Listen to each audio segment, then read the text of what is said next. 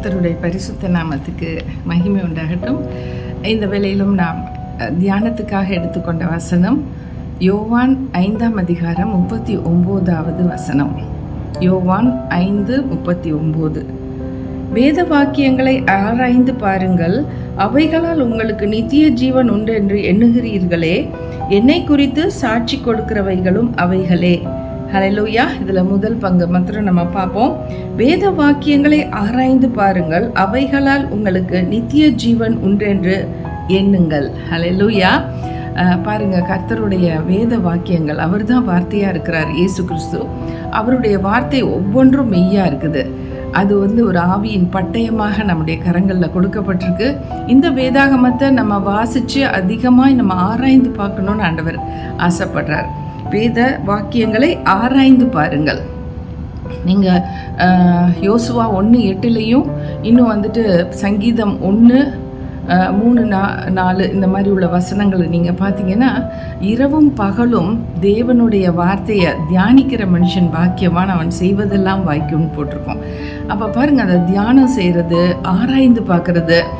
இப்போ நம்ம ஆராய்ந்து பார்க்கணுன்னு சொன்னால் நமக்கு இப்போ கமெண்ட்ரிஸு இந்த மாதிரி உள்ள புக்ஸ் எல்லாம் நம்ம கிட்ட இருக்கும், ரெஃபரன்சஸ் இருக்கும், பைபிள் ரெஃபரன்சஸ்.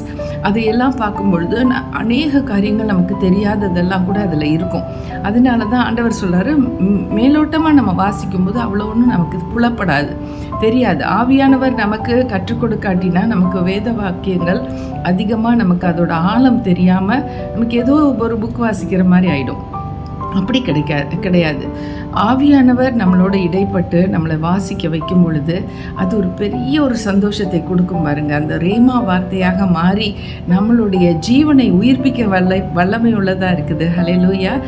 நம்ம பார்த்தோன்னா இந்த வசனங்கள் நமக்கு இப்போ இருக்கிற இந்த இம்மைக்குரிய வாழ்க்கைக்கும் ரொம்ப ரொம்ப தேவையாக இருக்கும். அதே மாதிரி நம்மளுடைய நித்திய ஜீவனுக்காக நம்ம இந்த உலகத்தில் பார்க்கக்கூடிய அநேக அற்புதங்களும் அதிசயங்களும் ஆண்டவரை பற்றி சொல்லப்பட்டிருக்கு. எண்ணி முடியாத அதிசயங்களும் ஆராய்ந்து முடியாத அற்புதங்களையும் செய்கிறவர்னு போட்டிருக்கு. அப்போ அப்படிப்பட்ட ஒரு தெய்வத்தை நம்ம ஆராய்ந்து அறியணும். இன்னும் தெரிய வேண்டியது ரொம்ப ரொம்ப அதிகமாக இருக்குது. இப்போ நான் சொல்லிக்குவேன், எனக்கு கர்த்தரை பற்றி தெரிஞ்சது, பைபிள் பற்றி உள்ள நாலேஜ் எல்லாம் ஒரு சொட்டு மாதிரி தான்.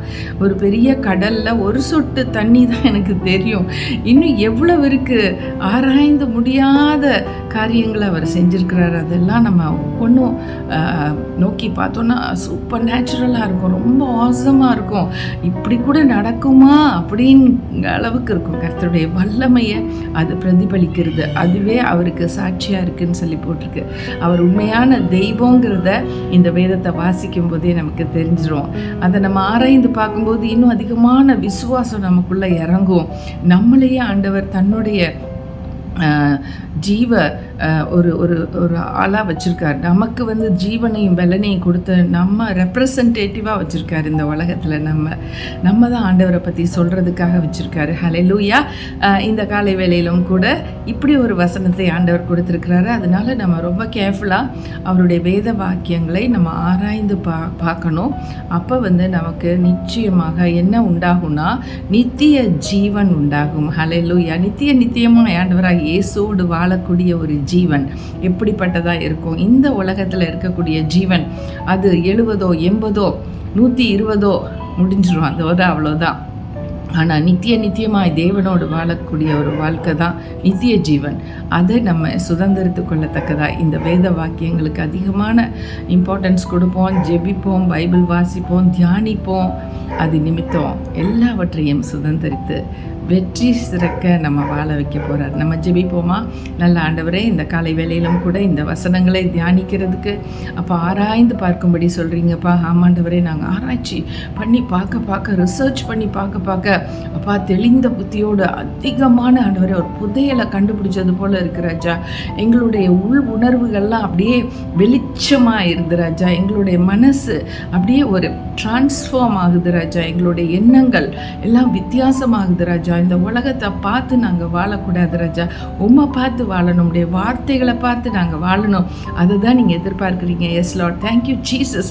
இந்த வேத வாக்கியங்களுக்காக கோடி நன்றி செலுத்துகிறோம் அப்பா. எங்கள் கரங்களில் கொடுத்துருக்குற இந்த வேத புஸ்தகம் நிரம்பி இருக்க ட்ரெஷர்ஸ் ஆண்டவரே. அப்பா, நீங்கள் சொல்கிறீங்க, வெண்கல கதவுகளை உடைத்து இருப்பு தாழ்பால்களை முறித்து அந்த காரத்தில் இருக்கிற பொக்கிஷங்களையும் ஒளிப்பீடங்களில் இருக்கிற புதையல்களையும் உனக்கு தருவேன்னு சொல்லியிருக்கீங்க. ஆமாண்டவரே, பொக்கிஷங்களும் புதையல்களும் இருக்கக்கூடியதான் இந்த வேத வாக்கியங்கள் ராஜா. இதை சுதந்திரத்து கொண்டவங்க என்றென்றும் ஆண்டவரை சுகிர்த்து வாழ்வாங்க. ஆமாண்டவரே, அப்படி உள்ள ஒரு நிலையில் எங்களை வச்சுருக்கீங்க. கேட்குறவங்களும் அதை குறித்து ஆச்சரியப்பட்டு அறிந்து கொள்ளத்தக்கதாய் அவங்க வேதத்தை வாசிக்கட்டும், தியானிக்கட்டும், ஆராய்ந்து அறியட்டும். கர்த்தர் பொறுப்பெடுத்துக் கொள்ளுங்க. இயேசுவின் நாமத்தில் கேட்கிறோம் நல்ல பிதாவே. ஆமென், ஆமென்.